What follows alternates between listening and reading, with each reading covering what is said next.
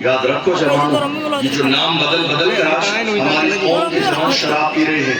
شراب لوگ کیسے پیتے معلوم ہے؟ بری صحبت کی وجہ سے۔ شرابی کے پاس بیٹھیں گے شرابی بن جائیں گے، اس لیے کہ ہم تو بزرگوں سے محبت رکھنے والے لوگ ہیں، امام احمد رضا کے ماننے والے لوگ ہیں۔ ہمارا مزاج یہ ہے کہ اچھوں کی صحبت اچھا بناتی ہے اور بروں کی صحبت برا بناتی ہے۔ آج زمانہ سرکار سہیل ملت سے مرید ہونے کے لیے بے چین اور بے قرار اسی لیے ہے، اچھوں کے ہاتھ میں ہاتھ دے دیں گے۔ ہم آج تک برے ہیں مگر اچھوں کے ہاتھ میں ہاتھ دے دیں گے تو اللہ ان کی نسبت کی وجہ سے ہمیں بھی اچھا بنا دے گا۔ اچھوں کی صحبت اچھا بناتی ہے، بروں کی صحبت برا بناتی ہے۔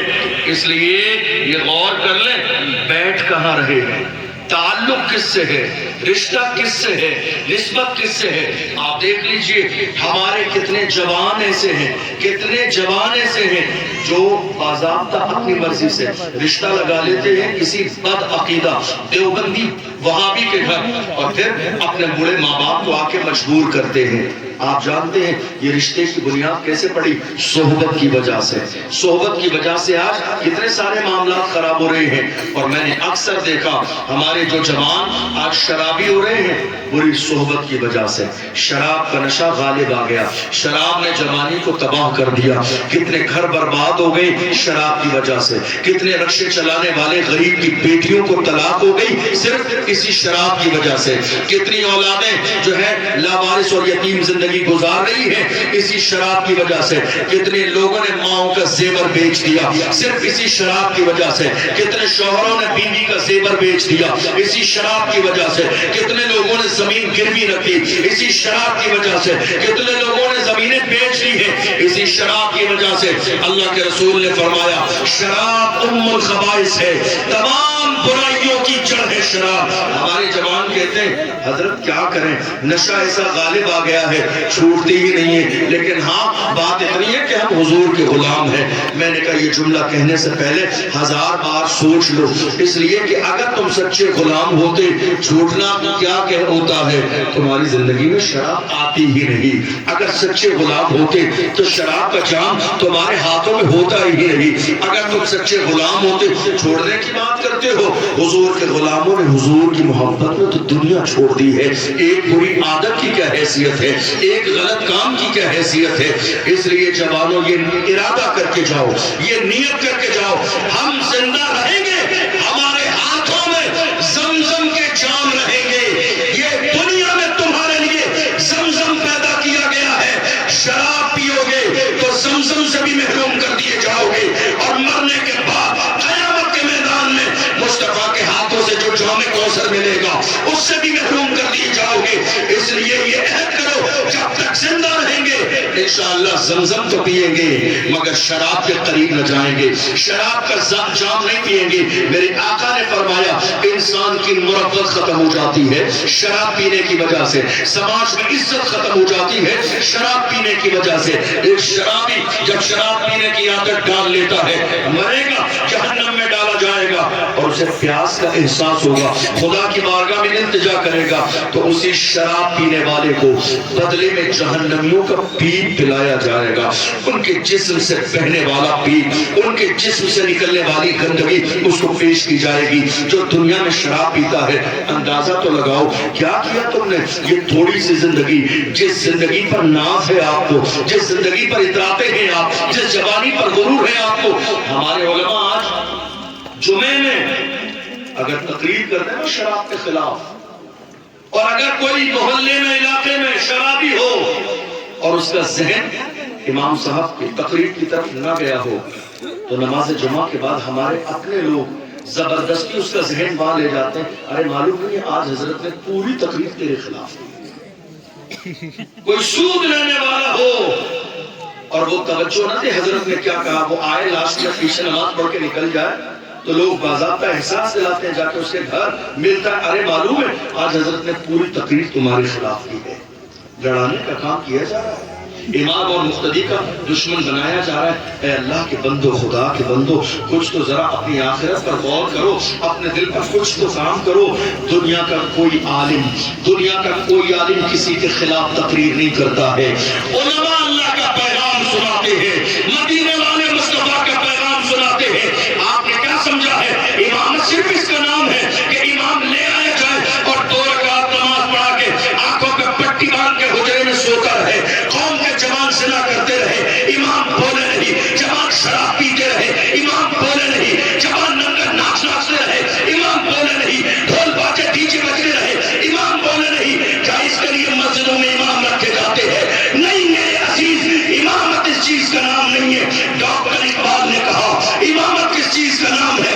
وہ کہتے ہیں امامت کیا ہے؟ فرماتے ہیں تو نے پوچھی ہے امامت کی حقیقت مجھ سے، ہاں تجھے میری طرح صاحب اسرار کرے، ہے وہی تیرے زمانے کا امام برہا جو تجھے حاضر و موجود سے بیزار کرے، کہ احساس سے ضیا تیرا لہو گرما دے، فقر کی شان چڑھا کے تجھے تلوار کرے، فتنہ ملت پیدا ہے امامت اس کی جو مسلمان کو سلاطین کا پرستار کرے، جو اپنی قوم کو غلام بنائے اس کی امامت تو فتنہ ہے، فتنہ۔ جو قوم کو غلام بنا دے، جو برائی کے راستے پہ چھوڑ دے۔ یاد رکھیے گا علماء، کسی بھی پرسنل بندے کا جو ہے ٹارگیٹ کر کے ممبر پہ جمعے کے دن کھڑے نہیں ہوتے۔ بدل دیجئے سوچ کو، بدل دیجئے اپنی ذہنیت کو، دل سے نکال دیجئے یہ بات، اللہ کا شکر ادا کیا کرو۔ تمہارے علاقے میں مسجد بھی ہے، تمہارے یہاں مدرسہ بھی ہے، تمہارے یہاں حافظ قرآن بھی ہے، تمہارے یہاں عالم دین بھی ہے، اللہ کا شکر ادا کیا کرو۔ 2 رکعت نماز روزانہ بطور شکرانہ پڑھا کیا کرو، اس لیے کہ تمہیں اس بات کا اندازہ نہیں کہ عالم کا ہونا، امام کا ہونا، مسجد کا ہونا، دین بتانے والے کا ہونا ہماری زندگی میں کتنی بڑی نعمت ہے۔ ہم نے دیکھا ہے جن علاقوں میں عالم نہیں ہے وہاں کے لوگ مسلمان ہو کے بھی ایسی زندگی گزار رہے ہیں، لگتے ہی نہیں کہ یہ مسلمان ہیں۔ جن علاقوں میں مسجدیں نہیں ہے، جہاں مدرسے نہیں ہے، جہاں دین بتانے والے نہیں ہیں، جہاں اسلام بتانے والے نہیں ہیں، وہاں کے لوگ مسلمان ہونے کے باوجود زندگی ایسی گزار رہی ہے۔ کوئی کہیں پانی چڑھانے جاتا ہے، کوئی کہیں منت مانگنے جاتا ہے، انہیں معلوم ہی نہیں ہے صحیح کیا ہے غلط کیا ہے۔ یہ تو ہمارے علماء ہے، تو میں نے گالی دو، برائی کہو، برائی کرو، مسجد سے نکالو، کچھ بھی کرو، لیکن پھر بھی صبر کا دامن ہاتھوں میں رہتا ہے اور مسلک اعلیٰ حضرت انہیں پڑھ پڑھ کے سناتے ہیں۔ دنیا کا کوئی عالم ایسا نہیں ہے جو کسی کے خلاف تقریر کرتا ہے۔ ہماری ذمہ داری ہے، یہ ہماری ذمہ داری ہے کہ ہم آپ کو شراب کے بارے میں بتائیں، یہ ہماری ذمہ داری ہے ہم آپ کو زنا کے نقصانات بتائیں، یہ ہماری ذمہ داری ہے ہم آپ کو یہ بتائیں سود لینا بھی حرام ہے، دینا بھی حرام ہے، دلوانا بھی حرام ہے۔ کسی بھی قیمت پر سود کا لین دین نہ کل جائز تھا، نہ آج جائز ہے، نہ صبح قیامت تک جائز ہو سکتا۔ یہ برائی آج ہمارے سماج میں آپ جانتے ہو کتنی پھیل گئی۔ کچھ علاقے تو ایسے ہیں، مجھے نہیں معلوم آپ کے علاقے کے بارے میں، لیکن کچھ علاقے جنہیں میں جانتا ہوں ایسے ہیں، مرد تو مرد، وہاں کی عورتیں بھی سٹے کا کاروبار کرتی ہیں، مرد تو مرد، وہاں کی عورتیں بھی سود پر پیسے دیتی ہیں اور باضابطہ پرسنٹیج پر کوئی 8%، کوئی 7%، کوئی 10% باضابطہ غریبوں سے مجبوری کا فائدہ اٹھا کے پیسے دیتی ہیں۔ یہ دولت کس کے لیے کما رہی ہے؟ یہ مال کس کے لیے ہے؟ یہ دولت کس کے لیے ہے؟ اپنے جسم کے لیے نا، آپ کے لیے۔ یاد رکھو مال حرام کھا رہے ہو، یاد رکھو جس دن تمہارے جسم کو ایک کینسر جیسی بیماری لگ گئی ہے، نہ زمین کام آئے گی، نہ دولت کام آئے گی، نہ سونا کام آئے گا، نہ چاندی کام آئے گی، نہ ہیرے جواہرات کام آئیں گے۔ جتنا یہ 2 نمبر کا پیسہ جمع کر کے اپنے آپ کو سمجھ رہے ہیں بہت بڑے آدمی ہے، نہیں میرے عزیز، دولت ہر جگہ کام نہیں آتی ہے، ہر جگہ مال کام نہیں آتا ہے، ہر جگہ ہمارا سونا اور چاندی کام نہیں آتا ہے۔ میں پچھلے سال ایک جگہ جلسے میں گیا، ایک صاحب نے کہا حضرت ذرا چل کے ایک جوان ہے ذرا دعا پڑھ دیجئے. میں نکل رہا تھا، غالباً بنگال کے علاقے کی بات ہے. حضرت ذرا دعا پڑھ دیجئے، ایک شخص بیمار ہے. میں گیا، اللہ اکبر، حالت اس کی یہ ہے، اس کا گلا بالکل کینسر کی وجہ سے بند ہو چکا ہے. 6 مہینے گزر گئے، ایک حلق کے نیچے سے ایک گھونٹ پانی بھی نہیں اترا ہے. پھول کر گلا اتنا موٹا ہو گیا، سائیڈ سے اس کو کاٹ دیا گیا ہے، نلکی لگائی گئی ہے. 6 مہینے سے لکوڈ کے قطرے اس کے پیٹ میں پہنچائے جا رہے ہیں زندہ رکھنے کے لیے. میں نے کہا اللہ اکبر، یہ جوان ابھی 24-25 سال کا ہے، اتنا خوبصورت جوان ہے، اس کا جسم اتنا اچھا ہے، ایسا لگتا ہے شاید یہ ہمارا جوان جم کرتا تھا، باڈی بناتا تھا. اس کی ماں کی آنکھوں میں آنسو آ گئے. بوڑھا باپ رات کے 3 بجے کھڑے ہو کے روتا ہے، کہتا ہے حضرت میں آپ جا رہے ہیں، آپ کے جانے کا ٹائم ہے، داستان بڑی لمبی ہے، آپ کو بتاؤں تو کیسے بتاؤں. یہ میرا وہ جوان تھا جس پر خاندان نہیں پورا محلہ ناز کرتا تھا، یہ وہ جوان تھا جس پہ شہر کے لوگ ناز کرتے تھے، یہ وہ جوان تھا جس پہ جوانوں کا پورا گروپ ناز کرتا تھا، یہ وہ جوان تھا اللہ اکبر جو ہمیشہ خوش رہتا تھا. دولت نہیں، مال نہیں، مگر اسے گناہوں کی دہلیز پر دوستوں نے لا کے کھڑا کر دیا. شراب کا عادی بن گیا، زنا کرنے لگا، برائی کرنے لگا، سود لینے لگا. اور جب تک ہمیں معلوم ہوا ہم نے روکنے کی کوشش کی. دوستوں کے برے صحبت کی وجہ سے اتنا آگے جا چکا تھا کہ وہ لوٹنے کے لیے کسی طرح تیار نہ ہوا. ہم نے ہر ممکن طریقے سے سمجھایا، اے میرے بیٹے شراب اسلام میں حرام ہے، شراب پینا بند کر دے. ہمیں جو آتا تھا، جتنی حدیثیں ہم نے عالموں سے سنی سب سنا دی کہ کہیں اس کے دل میں اللہ کا ڈر پیدا ہو جائے. کہتا تھا حضرت اس نے ہماری ایک نہ مانی. غرور کرتا تھا، وہ شراب کے نشے میں اتنا باغی ہوا، وہ زنا کرتے کرتے اتنا باغی ہوا، وہ سٹے کا پیسہ لاتے لاتے اتنا باغی ہوا. حالانکہ ان کے گھر میں چھپر پڑا تھا، بہت غریب اسلامی بھائی تھے. کہنے لگے حضرت اللہ کی قسم کھا کے کہتا ہوں میرے بیٹے نے جو بھی سٹے کا پیسہ کمایا ہو، مگر میں نے اپنی جھوپڑی کو سنبھال کے رکھا ہے. میری جھوپڑی میں آج تک میں نے اس کے سٹے اور سود کا ایک پیسہ بھی استعمال نہیں کیا ہے. میں نے کہا یہ بتاؤ یہ بیماری کب سے ہوئی، کیسے ہوئی؟ کہا حضرت ہم ہر طرح سمجھاتے تھے، ہم کہتے تھے مسجد میں جایا کر، علماء کا بیان سنا کر، جلسے میں جایا کر، شراب کے بارے میں کسی عالم کے پاس جا کے بیٹھ کے پتہ کر لے شراب کتنا بڑا جرم ہے، قرآن میں منع کیا ہے. تو وہ قرآن اور حدیث کی بات کو نظر انداز کر دیتا تھا، ہلکے میں لیتا تھا، عزت نہیں دیتا تھا، اہمیت نہیں دیتا تھا. اللہ اکبر. کہتا تھا ان مولانا لوگوں کا کام تو خالی تقریریں کرنا ہوتا ہے، ان مولانا لوگوں کو کیا پتا، یہ بند حجرے میں کمرے میں رہتے ہیں، 10x10 کے روم میں رہتے ہیں، انہیں کیا پتا جوانی کا مزہ کیا ہے، انہیں کیا پتا جوانی کی لذتیں کیا ہے. اللہ اکبر. آج میری قوم کے جوان یہی سوچ رہے ہیں، انہیں کیا پتا جوانی کی لذتیں کیا ہے. میں کہتا ہوں اے غافل جوان، تجھے نہیں پتا ہے جوانی کی لذتیں کیا ہے. شراب پینے والا یہ سوچ رہا ہے مجھ سے زیادہ بہتر زندگی کسی کی نہیں ہے، مگر نادان یاد رکھ آقا اپنی موت سے کوئی بشر نہیں. سامان 100 برس کا ہے، پل کی خبر نہیں، دولت کام نہیں آئی، مال کام نہیں آیا، زنا نے کوئی فائدہ نہ دیا، شراب نے کوئی فائدہ نہ دیا. جس گلے سے، جس زبان سے عالموں کو گالی دیتا تھا، جس زبان سے قرآن کی آیتوں کو جھٹلاتا تھا، جس زبان سے رسول کے پیغام کو ہلکا جانتا تھا، جس منہ سے شراب پیتا تھا، 6 مہینے ہو گئے ہیں بستر پہ پڑا ہے، پانی کا ایک گھونٹ اس کے حلق سے نیچے اترا نہیں. خدا نے دکھا دیا بادشاہی صرف میری ہے، طاقت صرف میری ہے، پاور صرف میرا ہے، کائنات کا مالک میں ہوں. اے غرور کرنے والے، اے تکبر کرنے والے، اے دن کے اجالوں میں گناہ کرنے والے، اے رات کے اندھیروں میں تنہائی میں گناہ کرنے والے، تجھے کیا اندازہ ہے؟ کیا خدا دیکھتا نہیں ہے غافل انسان یاد رکھ، خدا نے تیرے ساتھ 2 فرشتے مقرر کر دیے ہیں جو ایک ایک لمحے کی ہر چیز نوٹ کرتے ہیں، اور خود خدا میرا علیم بذات الصدور ہے۔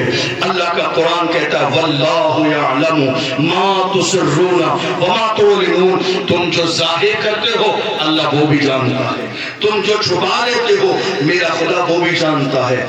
گلے میں اتنا گلا سوجا ہوا ہے، پٹا لگا ہوا ہے، کوئی چیز نہ وہ بول سکتا ہے، نہ وہ اشارہ کر سکتا ہے، نہ اس کے گلے سے پانی کا ایک گھونٹ اترتا ہے، گلے سائڈ کو پھاڑ کر سوراخ کر کے نلی ڈالی گئی ہے، پیٹ میں لکوڈ پہنچایا جا رہا ہے۔ اللہ اکبر، آپ یقین جاننا میں نے جس وقت اس کی کنڈیشن دیکھی جسم کے رونگٹے کھڑے ہو گئے۔ اللہ اکبر، اس کے ماں باپ ہر ممکن کوشش کر چکے ہیں، جو اس کی دولت تھی وہ بھی لے جا کے ہاسپٹل جا چکے ہیں، مگر ڈاکٹر نے کہہ دیا اب یہ دولت کام نہیں آئے گی، اب اس پر عذاب نازل ہو چکا ہے، اب اس کی پکڑ ہو چکی ہے، اب یہ عذاب میں گرفتار ہو چکا ہے، اب دولت کام نہیں آئے گی، اب مال کام نہیں آئے گا، اب خاندان کام نہیں آئے گا، اب یہ پیسہ کام نہیں آئے گا، اب اس کا ایٹیٹیوڈ کام نہیں آئے گا، اب غرور و تکبر کام نہیں آئے گا۔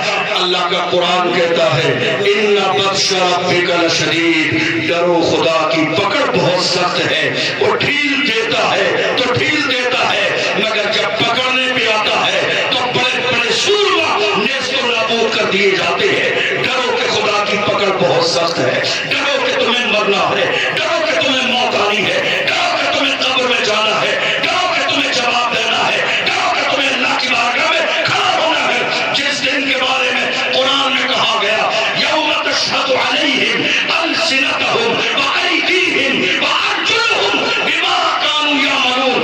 اللہ کا قرآن کہتا ہے قیامت کا دن وہ دن ہے جس دن زبان تمہارے خلاف گواہی دے گی، جس دن ہاتھ تمہارے خلاف گواہی دیں گے، جس دن پیر تمہارے خلاف گواہی دیں گے، جس دن کے اعضاء تمہارے خلاف گواہی دیں گے۔ آپ اندازہ تو لگائیے، گناہ کر رہے ہیں دن کے اجالے میں اور رات کے اندھیرے میں، اور کیا سوچ رہے ہیں کسی کو نہیں معلوم، آپ کے گھر والوں کو نہیں معلوم ہے، لیکن یاد رکھو ایک شخص نے آ کے ایک بزرگ سے کہا حضرت کوئی وظیفہ بتا دیجیے۔ کہا کس چیز کا وظیفہ؟ کہا حضور میں بہت گناہ کرتا ہوں، کوشش بہت زیادہ کرتا ہوں کہ گناہ چھوٹ جائے، لیکن میں کوشش کرنے کے باوجود لیکن جب تنہائی میں ہوتا ہوں تو گناہ ہو جاتا ہے، شیطان حاوی ہو جاتا ہے اور مجھ سے گناہ ہو جاتا ہے۔ حضور کوئی ایسا وظیفہ دے دیں، کرم فرما دیں کہ میرا گناہ کرنا چھوٹ جائے، گناہ کا انداز چھوٹ جائے، گناہ کی عادت چھوٹ جائے۔ فرمایا جب گناہ کرنے پر تو آمادہ ہو جائے، شیطان تجھے آمادہ کر دے، تو وظیفہ صرف اتنا ہے بس اتنا خیال کر لے کہ میرا رب مجھے دیکھ رہا ہے، میرا رب مجھے دیکھ رہا ہے۔ جب گناہ کا خیال آئے، شراب پینے کا خیال آئے، یاد رکھ خدا دیکھ رہا ہے۔ زنا کرنے کا خیال آئے، یاد رکھ خدا دیکھ رہا ہے۔ کسی مومن کی پیٹھ کے پیچھے اس کی غیبت کرنے کا مزاج ہو، یاد رکھ وہ جانے نہ جانے مگر میرا اللہ جاننے والا ہے۔ کسی مومن کے خلاف سازش کرنے کا دل ہو، یاد رکھو خدا دیکھ رہا ہے۔ کسی کی زمین دبانے کا ارادہ ہو نا، آج ہمارے یہاں تو حالت یہ ہے، یہ جو حوث ہے نا لوگوں کی، یہ بھی مل جائے، وہ بھی مل جائے، یہ بھی مل جائے، یہ بھی آ جائے، یہی چیز ہے ناشکری، یہی چیز ہے اللہ کی رضا پر راضی نہ ہونا۔ یاد رکھنا خدا نے جو دیا ہے اس پر راضی ہو جائیں۔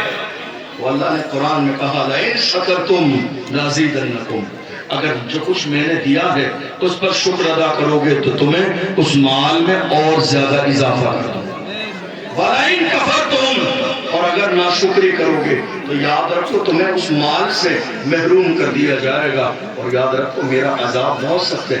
گاؤں دیہاتوں کے علاقے میں راجستھان میں دارالفتہ میں بیٹھتا ہوں 5 سال سے، پورے ضلع کے مسائل میرے پاس آتے ہیں، لوگ اپنے مسائل کو لے کر آتے ہیں، بحیثیت قاضی شہر اور مفتی شہر کے صاحب آپ کی ذمہ داری ہے مسئلہ حل کر دیجئے۔ کتنے مسئلے ایک سال میں ایسے آتے ہیں، حضرت فلاں شخص نے ہماری میڑ کاٹ لی پانی لگاتے ہوئے، تھوڑی سی میڑ کاٹ لی، ایک بالش زمین ہمارے ہماری اپنے کھیت میں دبا لی، میڑ اس انداز میں نہیں تیار کی.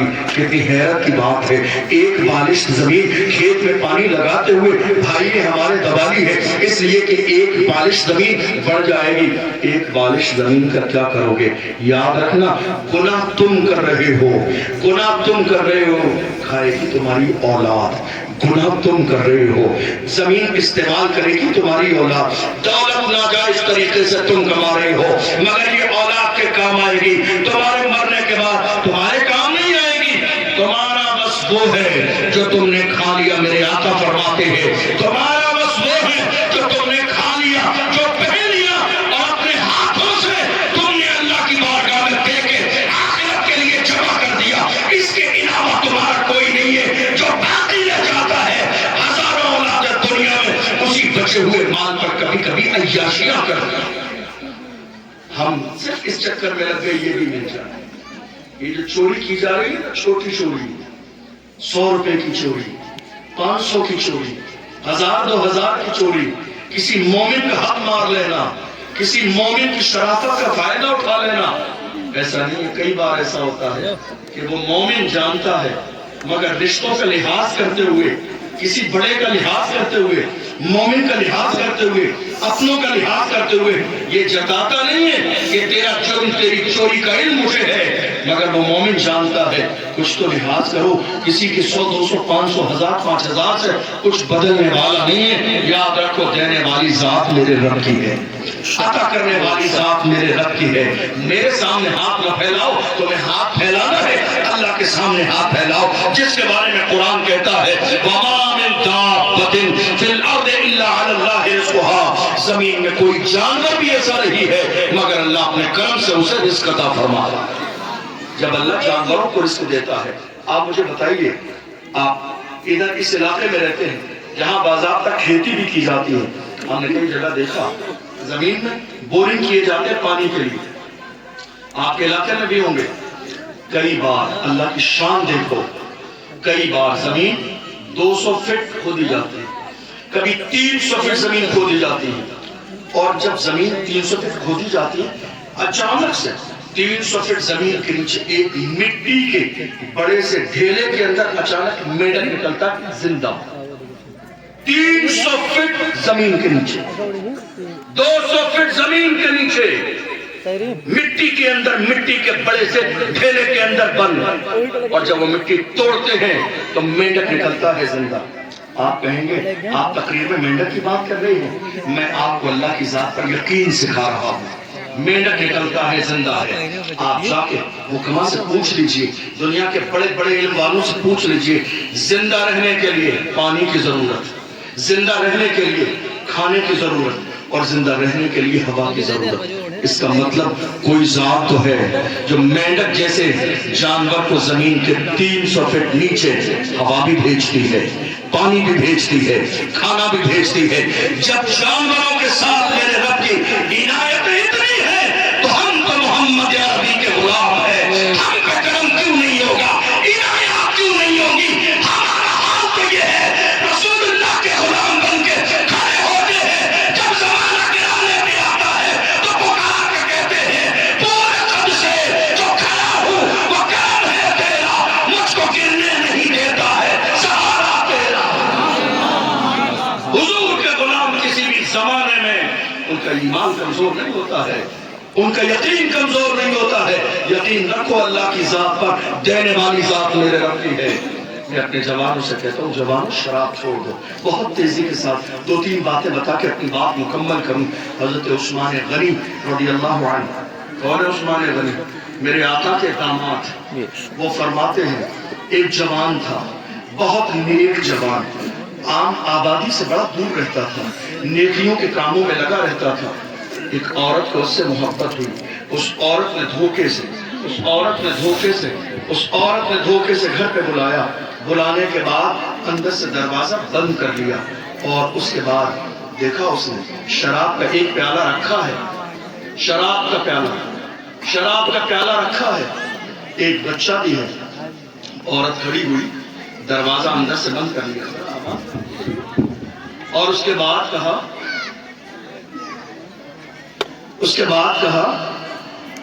اے جوان، دروازہ بند کر لیا. کہا جوان اگر تو اپنے آپ کو بچانا چاہتا ہے تو 3 گناہ تیرے سامنے ہیں. اور تیزی کے ساتھ بیان کرنا. 3 گناہ تیرے سامنے. ایک یہ شراب کا پیالہ ہے. یا تو شراب ایک پیالہ پی لے تجھے چھوڑ دیا جائے گا. اگر شراب نہ پینا چاہے تو دوسرا آپشن ہے اس بچے کو قتل کر دے. اور اگر یہ بھی نہ کرنا چاہے تو اس عورت نے کہا میرے ساتھ زنا کر لے. آج زنا بہت عام ہو گیا ہمارے سماج میں. آپ جانتے ہو حضرت یحییٰ علیہ السلام سے پوچھا گیا زنا کی شروعات کیسے ہوتی ہے؟ زنا کی شروعات کہاں سے ہوتی ہے؟ فرمایا زنا کی شروعات انسان کی آنکھوں سے ہوتی ہے. جب یہ نظر بہکتی ہے تو دل بہکتا ہے. جب دل بہکتا ہے تو انسان گناہ کرتا ہے. آپ دیکھیں تو صحیح حالات کتنے زیادہ خراب ہو گئے. اس جوان کو 3 آپشن دیے گئے. کہا یا تو یہ شراب کا پیالہ ہے شراب پی لے, یا اس بچے کو قتل کر دے, یا پھر میرے ساتھ زنا کر لے. وہ انسان آپ جانتے ہیں عزت یہ نہیں کہ کروڑ پتی ہی کی عزت ہوتی ہے. رکشہ چلانے والے کی اپنی عزت ہے, آٹو چلانے والے کی اپنی عزت ہے. ہر انسان کی عزت ہوتی ہے. اور ایک عزت دار انسان اپنی عزت کی کتنی پرواہ کرتا ہے یہ تو ہم اور آپ سب جانتے ہیں. اس نے کہا اگر میرا کہنا نہ مانے گا, باہر جانے نہ دیا جائے گا, شور مچا دوں گی کہ تو نے میرے ساتھ زیادتی کی ہے, لوگ آئیں گے تجھے ماریں گے, تیری زندگی تباہ و برباد ہو جائے گی. حیران ہو گیا. اب ان 3 آپشن میں سے کسی ایک آپشن کو چوز کرنا ہے. سوچ رہا ہے شراب پیوں, دل میں خیال نہیں یہ حرام ہے, گناہ کبیرہ ہے, جہنم میں جانے کا ذریعہ ہے. پھر سوچتا ہے کیا کروں, لڑکی کو قتل کر دوں.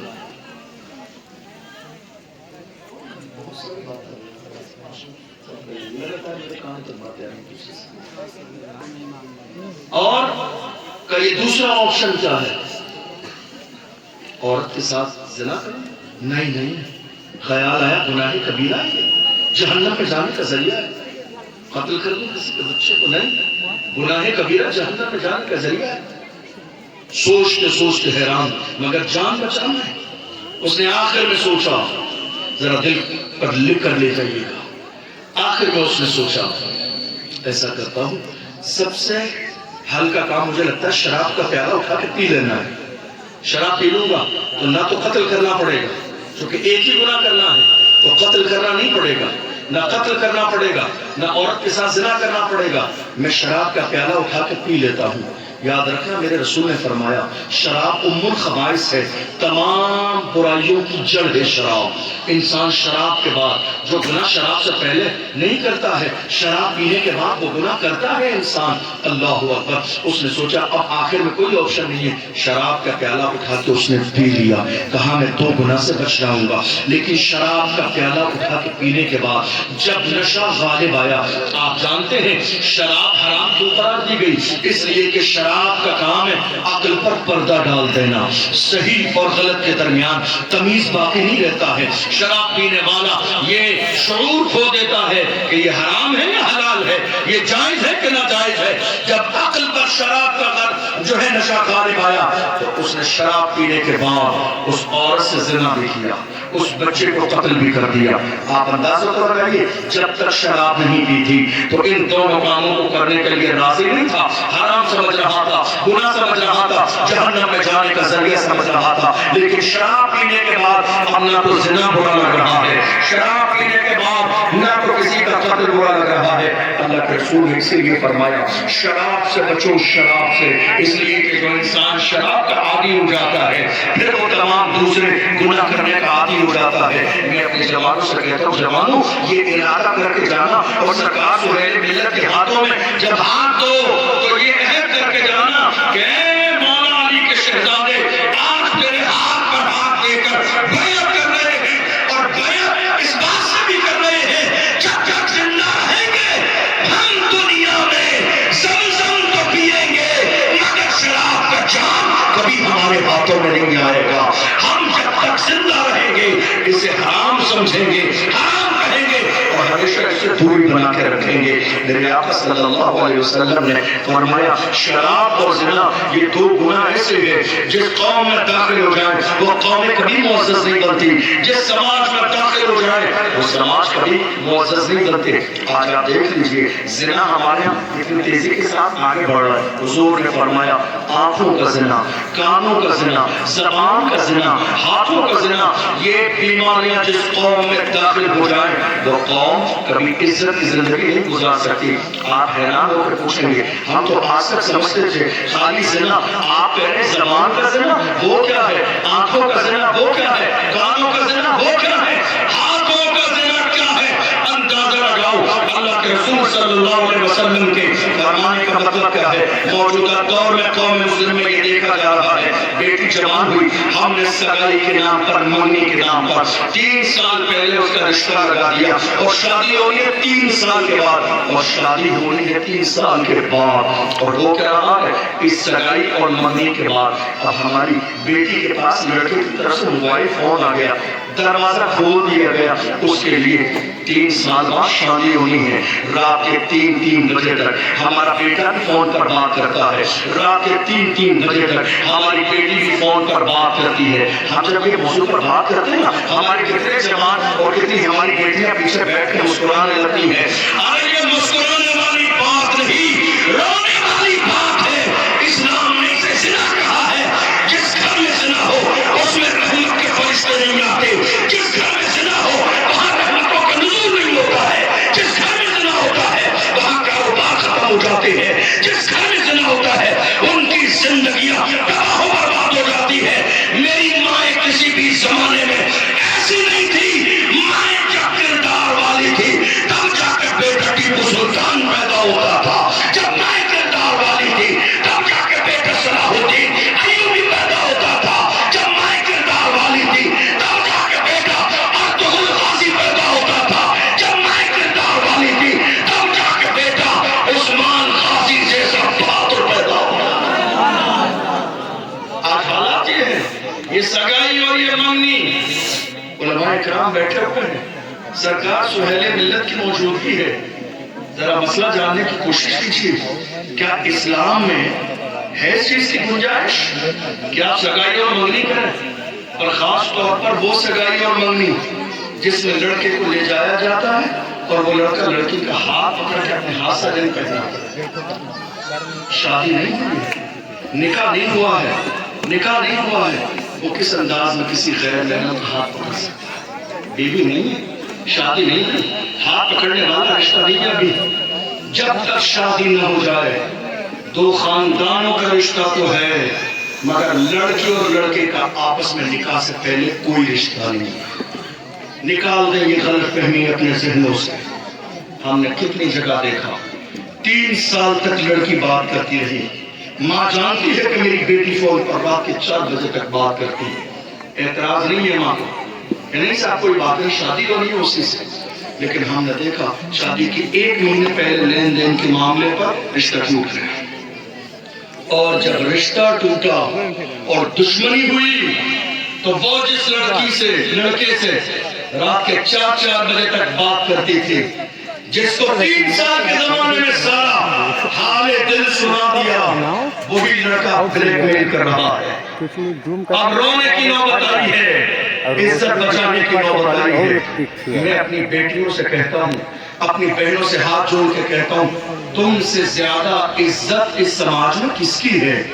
سب سے زیادہ عزت تمہارے پاس ہے، تم ہی تو ہو جن کے دامنوں پہ کبھی ہم سجدے کر لیتے تھے۔ اے میری بیٹیوں، یہ تمہاری پاک دامنی ہے کہ جن کے دامن پہ سجدے کر لے تو اللہ سجدوں کو قبول فرما لیتا ہے۔ تمہیں اندازہ بھی نہیں، بہن آج ہماری بھی ہے، اور بہن اللہ نے میرے آقا حسین کو بھی عطا فرمائی، مگر حال یہ ہے اے رسول اللہ کی شہزادی حسین کی بہن زینب جیسی بہن نہ ہوئی ہے، نہ قیامت تک ہو سکتی ہے۔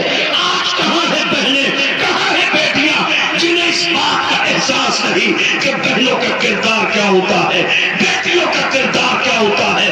اے میرے عزیز، برتھ ڈے کے موقع پر اپنی بیٹی کو کو آئی فون نہیں، ہاتھ میں لا کے قرآن جیسی دولت دینا ہو۔ آپ کیا سمجھ رہے ہو؟ علماء اکرام آتے ہیں اور آپ سوچتے ہیں علماء اکرام جب بھی آتے ہیں بیٹیوں پر پابندی کی بات کرتے ہیں، یہ کیوں ہے؟ کیا ہم بیٹیوں کو کمتر سمجھتے ہیں؟ نہیں مسلمان، ہم بیٹیوں کو کمتر نہیں سمجھتے ہیں۔ ارے ہمارے مذہب سے زیادہ تو کوئی مذہب بیٹی کو عزت دیتا ہی نہیں۔ جس رسول کا فرمان ہے بیٹیوں کے پردے کا، اس رسول کی شان یہ ہے جب خاتون جنت آتی تھی تو میرے نبی ان کے استقبال میں اٹھ کے کھڑے ہو جاتے تھے، اپنی جگہ بٹھاتے تھے، پیشانی چومتے تھے اور اعلان فرماتے فاطمہ تو بضعۃ منی، فاطمہ میرے جگر کا ٹکڑا ہے۔ اور جب تشریف لے جاتی تو میرے نبی ان کے استقبال میں اٹھ کے کھڑے ہو جاتے۔ ہے کوئی دنیا کا باپ ایسا؟ اس لیے بزرگوں کی بھی ذمہ داری ہے، آپ کی بھی ذمہ داری اپنے گھر کے ماحول کو اسلامی بنائیے۔ یہ جو اسلامی ماحول نہیں ہے، اور یہی وجہ ہے کہ آج زنا عام ہوا ہے۔ کیا کر رہے ہیں ہمارے جوان؟ رات کے 4 بجے تک انٹرنیٹ کا غلط استعمال، آنکھوں کا زنا یہی ہے۔ ایک شخص نے کہا میں زنا نہیں کرتا ہوں، میں نے کہا ظالم تو زنا کرتا نہیں ہے، آنکھوں سے زنا دیکھتا تو ہے۔ رات کے 3 بجے تک ہمارے جوان انٹرنیٹ پر عیاشی کر رہے ہیں۔ آپ کہو گے حضرت یہ تو بالکل ایک دم اچانک والی بات ہوگی، آپ تکا کر رہے ہیں۔ تکا نہیں ہے، یہ جا کے دیکھو پچھلے سال کا مئی کا اخبار دینک بھاسکر فرسٹ پیج پر ہے۔ 12 مہینے میں ہمارے 3 کروڑ جوانوں نے رات کے اندھیرے میں انٹرنیٹ پر سیکس کیا ہے، رات کے اندھیرے میں انٹرنیٹ پر گندا مواد، گندی فلمیں دیکھی ہے۔ میں کہتا ہوں جوانوں، کیا جوانی ہماری عیاشیوں کے لیے ہے؟ کیا ہماری آنکھیں اسی زنا کے مناظر کو دیکھنے کے لیے ہے؟ نہیں میرے عزیز، اللہ نے ہماری آنکھوں میں نور زنا دیکھنے کے لیے نہیں، گنبد خضرا دیکھنے کے لیے دیا ہے۔ کسی عاشق نے کہا تھا انہیں نہ دیکھا تو کس کام کی ہے یہ آنکھیں کہ دیکھنے کی ہے ساری بہار آنکھوں میں۔ جوانی کس کے لیے ہے؟ پوچھو تاج الشریعہ سے تو فرماتے ہیں جوانوں زندگی یہ نہیں ہے کسی کے لیے، زندگی ہے نبی کی، نبی کے لیے نا سمجھ مرتے ہیں زندگی کے لیے، جینا مرنا ہے سب کچھ نبی کے لیے۔ آنکھوں کا زنا آج عام ہو گیا۔ میں کیا کہہ رہا ہوں؟ جتنے جوان آگے سے لے کے دائیں تک بیٹھے ہوئے سمجھ رہے ہیں کہ میں کیا کہہ رہا ہوں۔ زبان کا زنا یہی ہے کہ اس کی کسی غیر سے بات کی جائے، کانوں کا زنا یہی ہے کہ غیر کی بات سنی جائے، اور ہاتھوں کا زنا یہی ہے جو آج آپ ہاتھوں سے زنا کر رہی ہے۔ میرے آقا فرماتے ہیں ہاتھوں سے زنا کرنے والے بندے پر اللہ لعنت بھیجتا ہے۔ اور تو کرو، تم کہہ رہے ہو زندگیاں ویران ہوگی، تمہاری زندگی میں رونق نہیں ہے، کاروبار فیل ہو گئے۔ میرے آقا نے ارشاد فرمایا جو انسان زنا کا عادی ہو جاتا ہے اس کی عمر کم کر دی جاتی ہے، جو انسان زنا کا عادی ہو جاتا ہے اس کے چہرے سے نور ختم کر دیا جاتا ہے، جو انسان زنا کا عادی ہوتا ہے اس کی دولت رزق کو تنگ کر دیا جاتا ہے، رزق والے اور رحمت والے فرشتے اس کے گھر میں داخل نہیں ہوتے ہیں، جو انسان زنا کا عادی ہوتا ہے اس کی زندگی تباہ و برباد ہو جاتی ہے۔ اس لیے جوانوں میں تم سے ہاتھ جوڑ کے کہتا ہوں جوانی کو ذرا کنٹرول کر لو۔ جوانی شراب کے لیے نہیں، جوانی زنا کے لیے نہیں، جوانی گناہ کے لیے نہیں، جوانی عیاشی کے لیے نہیں، جوانی نافرمانی کے لیے نہیں، جوانی ماں باپ کو ستانے کے لیے نہیں، جوانی ہے رسول اللہ کا غلام بن کر دنیا کے سامنے اس بات کا نعرہ لگانے کی جب رسول اللہ کی ناموس پر، حضور کی عزت پر بات آئے تو جوانی اس لیے ہے نکلو میدان میں اور دنیا کے سامنے ہمت کے ساتھ کہو کہ محمد سے وفا پورے بہن تیرے ہے، یہ جہاں چیز ہے کیا لوح قلم تیرے ہے، قوت عشق سے ہر کشت کو بالا کر دے تو ہر میں اس نے محمد سے اٹھایا۔ جوانی گناہوں کے لیے نہیں ہے، اپنے گھر میں اسلامی ماحول پیدا کرو، اپنی بیٹی کو دین سکھاؤ۔ آپ جانتے ہیں آخری جملے کہہ کے نتیجہ پیش کروں، آپ مجھ سے پوچھیں گے بس آخری جملے، آپ مجھ سے پوچھیں گے حضرت یہ زنا آپ ہی بتائیے کیوں ہو رہا ہے ہمارے سماج میں، وجہ کیا ہے اتنا زنا؟ وجہ یہ ہے میرے آقا نے 1450 سال پہلے فرمایا نکاح سستا کرو، تاکہ زنا مشکل ہو جائے، نکاح سستا کرو تاکہ زنا مشکل ہو جائے۔ ہم نے نکاح مہنگا کر دیا اور زنا عام۔ نکاح ہم نے کتنا مہنگا کیا؟ 500 باراتی لڑکی والا نہیں بلائے گا، اور جب تک 5 سال میں انتظام نہیں کر لے گا 500 لوگ باراتیوں کو کھلانے کا، تب تک شادی کی ڈیٹ فکس نہیں ہوگی۔ کیا یہ اسلامی طریقہ ہے؟ لوگ کہتے ہیں لسٹ بنا کے ہمارے 500 لوگ بن گئے، ہمارے خاص مہمان آ رہے ہیں، اسپیشل گیسٹ آ رہے ہیں، ہمارے 500 لوگ بن گئے۔ اپنے جملے پر غور کرو، ہمارے 500 لوگ تو تمہارے ہیں، تو تم اپنے دروازے کو کھلاؤ۔ تمہارے ہیں تو تمہاری ذمہ داری ہے اپنے دروازے پہ کھلانا۔ کسی غریب مالدار نہیں، کسی غریب رکشہ چلانے والے بوڑھے باپ کی ذمہ داری نہیں ہے تمہارے VIP مہمانوں کے لیے لمبا دسترخوان لگانا۔ جب تک مسلمان اپنا انداز زندگی نہیں بدلیں گے، حالات کبھی بہتر نہیں ہیں۔ جب تک ہمارا نظریہ نہیں بدلے گا، جب تک ہم مل کر پوری قوم، پورا سماج بیٹھ کر فیصلہ نہیں لے گا، حالات کبھی نہیں بدلیں گے۔ آج حالت یہ ہے 30 سال کی عمر ہو گئی غریبوں کی بیٹیوں کی شادی نہیں ہوئی ہے، اس وجہ سے صرف جہیز نہ ہونے کی وجہ سے، سونا اور چاندی نہ ہونے کی وجہ سے۔ ہمارے یہاں تو حال یہ ہے کہ کسی مالدار کی بیٹی کی شادی ہو نا تو باضابطہ ایک شخص جاتا ہے بلاوا جو ہے دینے کے لیے کہ چلیے جہیز کا سامان لگ گیا ہے، دیکھ لیجیے۔ تمہارے محلے میں غریب بھی ہے، دکھا رہے ہو اتنا سامان دیا ہے، یہ بھی ہے، یہ بھی ہے، یہ بھی ہے۔ تم نے رسول اللہ کا فرمان نہ سنا؟ میرے آقا فرماتے ہیں گوشت بناؤ، گوشت بناؤ تو گوشت کی سالن کی خوشبو سے پڑوسی کو تکلیف نہ دو۔ جو غریب ہے، جسے گوشت بنانے کی طاقت نہیں ہے، اتنے پیسے نہیں ہیں، اسے تکلیف نہ دو۔ یا تو چھپ کے بناؤ، تمہارے دروازے سے خوشبو تک باہر نہ نکلے، جو اس کے دل کو تکلیف ہو۔ اور اگر تم بناتے ہی ہو تو میرے آقا نے فرمایا پانی تھوڑا سا زیادہ ڈال کے شوربہ زیادہ کر دو اور تھوڑا سا اس غریب کے گھر بھی بھیج دو، تمہارا بھی کھانا ہو جائے اور اس غریب کا دل بھی رہ جائے۔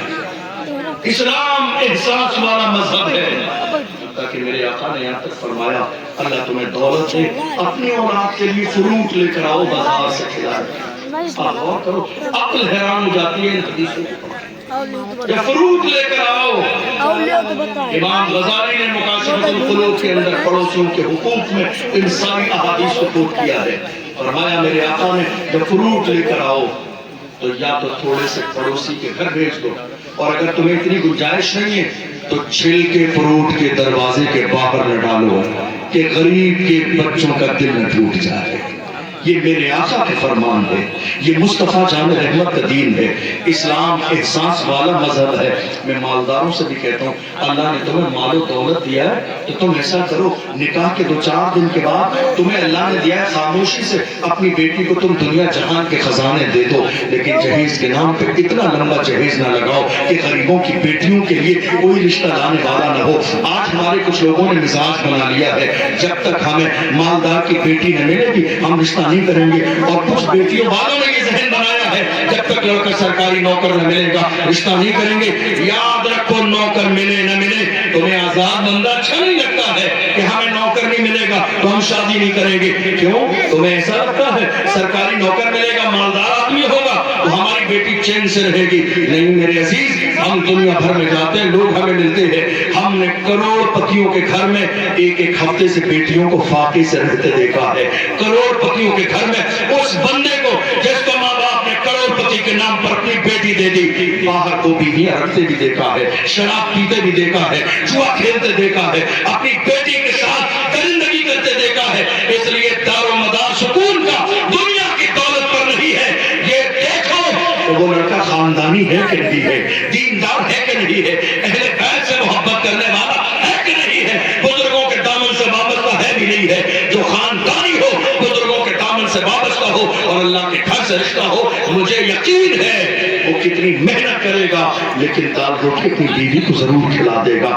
اور یاد رکھنا کھلانے والی ذات میرے رب کی ہے، صرف لڑکے کا نصیب نہیں ہے، جو لڑکی آتی ہے اس کا بھی تو اپنا نصیب ہے۔ آپ کو حیرت ہوگی، لوگ کہتے ہیں نا ہمارے لڑکے شادی نہیں ہوئی 35 سال کی 30 سال کی، لڑکا پیروں پہ کھڑا ہو جائے تو شادی کریں گے۔ कैसे पैरों पे खड़ा होगा? हवाई जहाज उड़ाने लगे तो पैरों पे खड़ा होगा।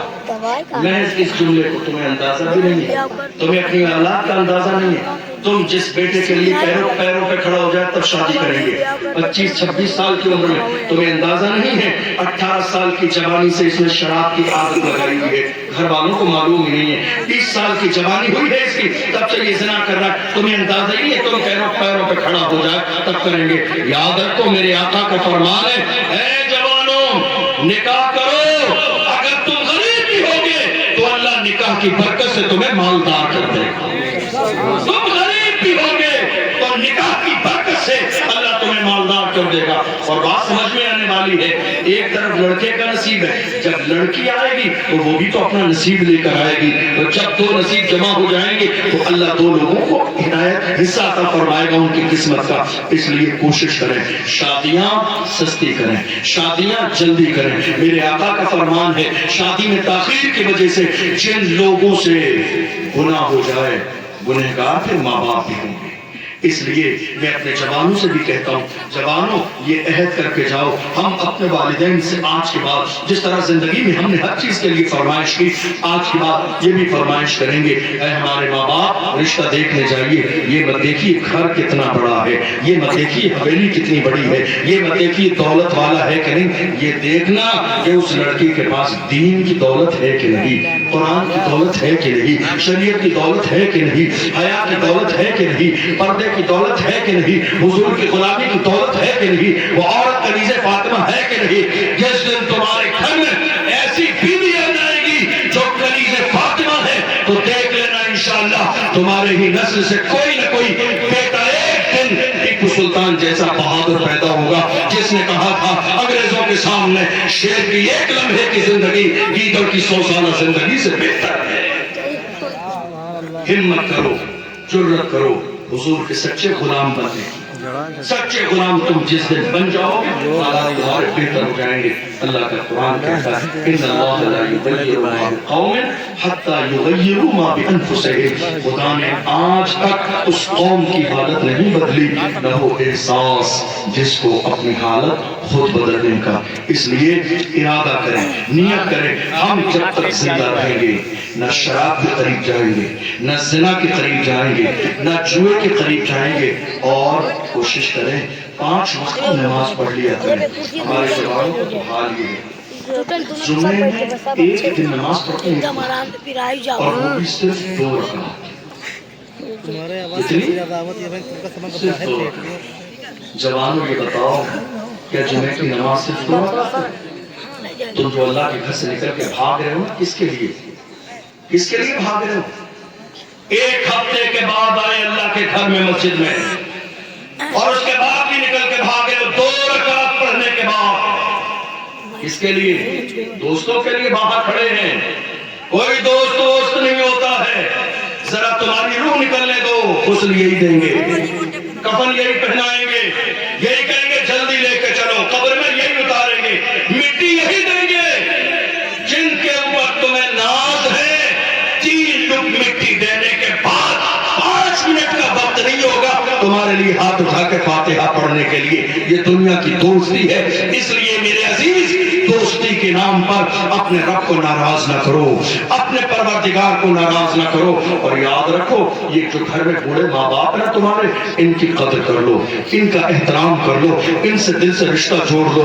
अगर इनसे गलती नहीं, तुमने अगर गलती की है और इनका दिल तोड़ दिया है तो माफी मांग लो। इसलिए कि मेरे आका ने फरमाया, रिज़ा रब फी रिज़ल वालिदैन व सख्तुर रब फी सख्तिल वालिदैन। माँ बाप अगर राजी है तो खुदा राजी है, माँ बाप अगर राजी नहीं है तो खुदा राजी नहीं है। इसलिए इरादा कर लो, ना नमाज छोड़ेंगे, न शराब के करीब जाएंगे, न ज़िना के करीब जाएंगे, न जुए के करीब जाएंगे, न सट्टे के करीब जाएंगे।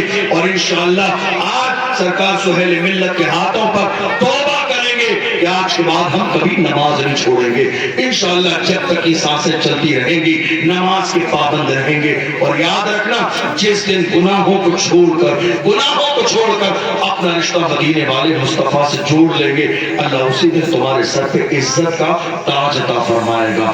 اس لیے کہ ہم کسی بھی دور میں جیسے آج ذلیل و رسوا ہو رہے ہیں ایسے ذلیل و رسوا کبھی نہیں تھے. اسی نے کہا تھا طریق مصطفیٰ کو چھوڑنا ہے وجہ بربادی. اسی سے قوم دنیا میں ہوئی بے اقتدار. اپنی خوددار بنے زندہ دل بنے حضور کے غلام بنے. اپنے سینے میں قوم مسلم کی محبت پیدا کریں. کوشش کریں سماج کی دلالی کرنے والے دلالوں کو سماج میں ہرگز جگہ نہ دیں. ان کا سوشل بائیکاٹ بھی ہو ہر انداز کا بائیکاٹ ہو اس لیے کہ ہمیں چھپے ہوئے دشمنوں سے جتنا نقصان نہیں ہوا جتنا قوم میں چھپے ہوئے ان دلالی کرنے والے دلالوں کی وجہ سے ہوا ہے. اور یاد رکھو اپنی قیادت مضبوط کرو لیڈرشپ مضبوط کرو. اور یہ جو تمہارا ایک ووٹ ہے نا یہ بہت قیمتی حق ہے تمہارا. خدا را کبھی ایسا نہ کرنا کہ پیسوں کو لے کر جس طرح بہت سارے الیکشن میں لوگ رات کے اندھیرے میں ووٹ بیچ کے کہتے ہیں حضرت جمعے میں دعا کرا دینا اللہ ظالم حکمران سے نجات دے. رات کے اندھیرے میں 500 روپے میں خاندان کے ووٹ بیچ دیے. نہیں میرے عزیز قوم کا نیتا وہ نہیں ہے جو وائٹ کرتا پاجامہ پہنے ہیں. قوم کا نیتا وہ ہے جس کے سینے میں قوم کا درد ہے جس کے سینے میں قوم مسلم کا درد ہے. ہم نہ جانے آج کس کس کے پیچھے مارے پڑ رہے ہیں ورنہ حال یہ ہے ہم نے اتنے زمانے میں دیکھ لیا ہماری بات کرنے والا اس ملک میں صرف ایک ہی ہے. ہم نے اتنے زمانے میں دیکھ لیا. الیکشن کا دور گزرا ہے الیکشن آئیں گے جائیں گے. میں کوئی سیاسی بات نہیں کر رہا ہوں جو دل کی بات ہے جو پورا ملک جانتا ہے جو دشمن بھی جانتے ہیں اپنے بھی جانتے ہیں بیگانے بھی جانتے ہیں. ایک ہی ہے بولنے والا. بات نماز کی ہو بولنے والا ایک ہی ہے. بات قرآن کی ہو بولنے والا ایک ہی ہے. بات دل کی بات ہو بولنے والا ایک ہی ہے. پہلو خان کی بات ہو بولنے والا ایک ہی ہے. تبریز انصاری کی بات ہو بولنے والا ایک ہی ہے. آصفہ کی بات ہو بولنے والا ایک ہی ہے. وہ ایک ہی مرد قلندر ہے جس نے پارلیمنٹ میں بل پھاڑ دیا. وہ مرد قلندر جس کے سر پہ نقش نالے مصطفیٰ کی ٹوپی موجود ہے. ہم سمجھ گئے جو مصطفیٰ کا وفادار ہوتا ہے وہ قوم کا غدار کبھی نہیں ہو سکتا.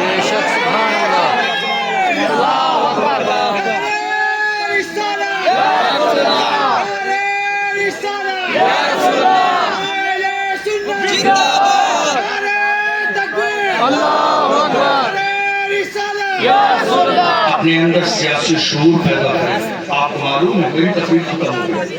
ابھی تھوڑی دیر پہلے نماز مغرب کے بعد سرکار سہیل ملت جامع حنفیہ رضویہ مانک پور شریف حضرت مفتی شاہنواز اظہری صاحب جو آپ کے علاقے کی ماشاءاللہ ایک بڑی عظیم شخصیت ہے اور بہت قابل عالم دین اور بہت بڑا کام دین سنیت مسلک کے اعلیٰ حضرت کر رہے ہیں. ان کے ادارے میں حضور سہیل ملت تشریف لا رہے تھے. چند منٹ کے لیے دعائیہ جملے فرمانے کے لیے آپ رکے تو آپ نے نصیحت فرمائی. آپ جانتے کیا فرمایا؟